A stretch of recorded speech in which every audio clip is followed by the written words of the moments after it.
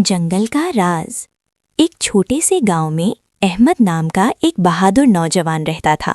उसके दादा ने उसे एक पुराना नक्शा दिया जिसमें करीबी घने जंगल का राज छुपा था। नक्शे के मुताबिक वहाँ एक जादुई खजाना था जो सिर्फ होशियार और पाक दिल वाले को मिलता था। अहमद ने सोचा, मैं अपने गांव वालों को खुशहाल देखना चाहता हूँ। अगले ही दिन वो अपनी पसंदीदा बांसुरी और थोड़ा सा खाना लेकर जंगल की तरफ निकल पड़ा। जंगल बहुत खौफनाक था। घने दरख्त, अजीब आवाज़ें, अंधेरा और हर तरफ खतरा। कुछ देर चलने के बाद अचानक एक भूखा और घराने वाला शेर उसके सामने आ खड़ा हुआ।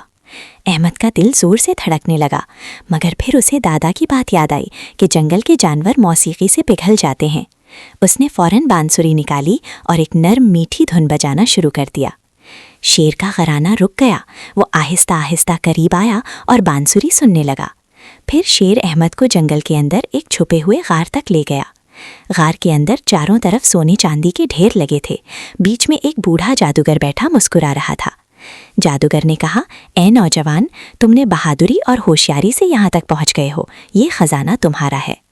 अहमद ने मुस्कुराते हुए जवाब दिया, मुझे सोना चांदी नहीं चाहिए। मैं तो सिर्फ अपने गांव में पानी के कुएं, स्कूल और अस्पताल बनवाना चाहता हूँ। जादूगर बहुत खुश हुआ और बोला, तुम्हारा दिल सोना से भी कीमती है। उसने अहमद को एक जादुई पत्थर दिया। अहमद घर वापस आया और उस पत्थर की बरकत से पूरा गांव खुशहाल हो गया। अहमद आज भी गांव का सबसे बड़ा हीरो कहलाता है। सबक: हकीकी खजाना दौलत में नहीं, अच्छे दिल और दूसरों की मदद करने में होता है।